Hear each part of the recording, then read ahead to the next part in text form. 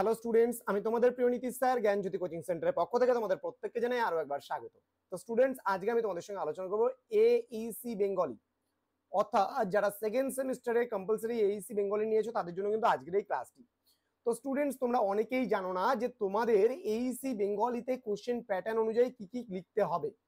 তো তোমাদের question pattern অনুযায়ী কিন্তু 2 মার্কসের কিন্তু অবশ্যই থাকছে এবং আরো অন্যান্য মার্কসেরও কিন্তু থাকছে। 2 মার্কসের থাকছে, 5 মার্কসের থাকছে এবং 10 মার্কসেরও কিন্তু থাকছে। তো এই তিনটে ক্যাটাগরিতে তোমাদের প্রশ্ন হবে, সর্বমোট প্রশ্ন হবে 30 নম্বরের পরীক্ষা হবে। তো স্টুডেন্টস, যারা এখনো পর্যন্ত জানো না বিষয়গুলো, তারা মেবি 30 কি 35 হবে, একটু দেখে নিবা। তো স্টুডেন্টস, আমি আলোচনা করেছিলাম তোমাদের সঙ্গে যদিও বা, তো আজকে আলোচনা করবো প্রাতিষ্ঠানিক সম্ভাষণ বলতে কি বোঝো বা প্রাতিষ্ঠানিক সম্ভাষণ কাকে বলে। ডিটেলসে আলোচনা করার পূর্বে তোমাদেরকে বলবো, যারা এখনো পর্যন্ত আমাদের অফিসিয়াল ইউটিউব চ্যানেলটিকে সাবস্ক্রাইব করেনি তারা অবশ্যই চ্যানেলটিকে সাবস্ক্রাইব করে পাশে থাকা বেল আইকন অল প্রেস করে দাও, যাতে নেক্সট টাইম থেকে কোনো ভিডিও আপলোড করলে তার নোটিফিকেশন তুমি সবার আগে পেতে পারো।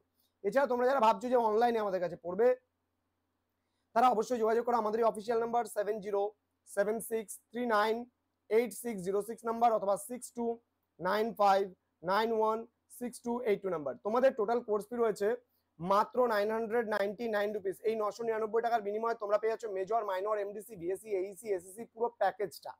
তো দেরি কিসের, আজই যোগাযোগ করো আমাদের সঙ্গে। তো তোমাদের আজকে আলোচনা বিষয় প্রাতিষ্ঠানিক সম্ভাষণ কিন্তু কাকে বলে। এই প্রশ্নটা খুব গুরুত্বপূর্ণ একটি প্রশ্ন।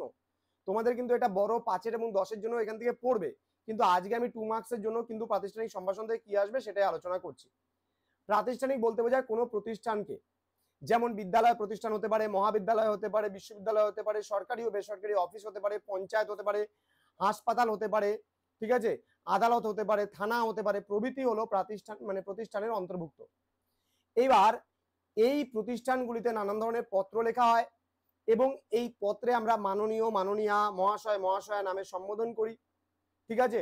অর্থাৎ এটিকেই বলা হয় প্রাতিষ্ঠানিক সম্ভাষণ। অর্থাৎ কোনো প্রতিষ্ঠানে যারা কর্মকর্তা আছে তাদেরকে সম্ভাষণ করার জন্য আমরা যে শব্দের প্রয়োগ করি তাকেই কিন্তু বলা হয় প্রাতিষ্ঠানিক সম্ভাষণ। এবং তাদেরকে কিন্তু পত্রের আকারে কোনো তোমার যদি বক্তব্য থাকে সেই বক্তব্য তুমি তাদের জানাতে পারো।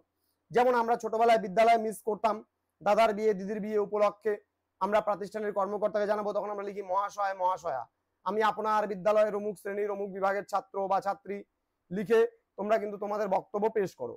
ঠিক একইভাবে এই যে আমরা মহাশয় বা মহাশয়া কথাটা লিখি, তার মানে কি সম্ভাষণ করা হলো।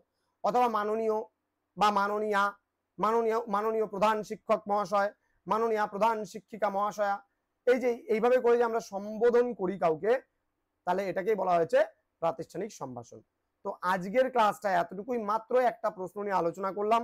তোমাদের প্রাতিষ্ঠানিক পত্র বা সম্ভাষণগুলো কি করে লিখতে হবে সেগুলো নিয়ে আলোচনা করব পরবর্তী ক্লাসগুলোতে। তোমরা প্রত্যেকে ভালো থেকো, সুস্থ থেকো। Thank you so much, thanks for watching. After all, thank you.